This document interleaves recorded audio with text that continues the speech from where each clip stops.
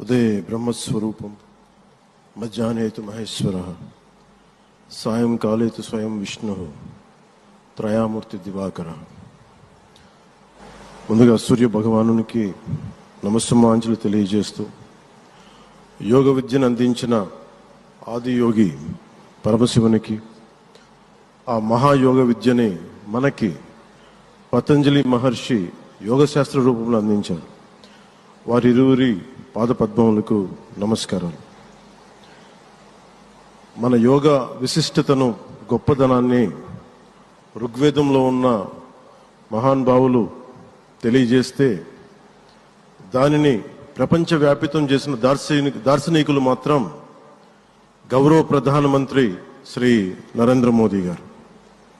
భారతీయ సనాతన ధర్మం తాలూకు విశిష్టతను యోగా ద్వారా విశ్వవ్యాపితం చేసిన ఘనత ఆయన సొంతం. యోగా సాధకులు ఎంతటి దృఢచిత్తాన్ని కలిగి ఉంటారు, ఒత్తిడి జయించి సంకల్ప సాధకులుగా ఎలా నిలబడతారన్న దానికి కూడా మన గౌరవ ప్రధాని శ్రీ మోదీజీ గారు నిలువెత్తు ఉదాహరణ. ప్రపంచ యోగా దినోత్సవం యావత్ భారతవానికి, భారతీయులకి దక్కిన గౌరవం. సరిగ్గా ఒక 2014లో అప్పుడే ఐక్యరాజ్య సమితిలో గౌరవ ప్రధానమంత్రి మోదీ గారు ప్రవేశపెట్టినప్పుడు దాదాపు 177 దేశాలు ఈ రెజల్యూషన్కి మద్దతు పలికినాయి. ఇంతమంది మద్దతుని కూడగట్టగలిగి ఈ రోజున మనకి 2015 నుంచి యోగా దినోత్సవం ప్రారంభమైంది. ఈ రోజున గౌరవ ప్రధానమంత్రి మోదీజీ గారి పిలుపు మేరకు మనం మొదట విశాఖ 11వ యోగా దినోత్సవ సంబరాలకు వేదిక అయింది.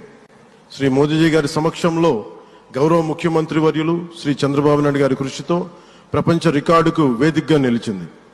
విశ్వనరులు మోదీజీ గారి పిలుపు మేరకు యోగా ఒక వన్ ఎర్త్ వన్ హెల్త్, ఈ ఆరోగ్యం థీమ్ని ఈ వేదిక నుంచి ప్రతి ఒక్కరూ ముందుకు తీసుకెళ్లాలని మనస్ఫూర్తిగా కోరుకుంటూ, ఇక్కడ ఆసీనులైన మీ అందరికీ, ఇక్కడికి వచ్చేసిన ప్రతి ఒక్కరికి కూడా పేరు పేరున నా హృదయపూర్వక వందనాలు, నమస్కారాలు. అలాగే గౌరవనీయులైన గవర్నర్ గారి శ్రీ అబ్దుల్ నజీర్ జీ గారికి, గౌరవ ముఖ్యమంత్రి శ్రీ నారా చంద్రబాబు నాయుడు గారికి, civil aviation minister Kinjarapu Rammohan Naidu గారికి, అలాగే మనకి AYUSH minister of state independent charge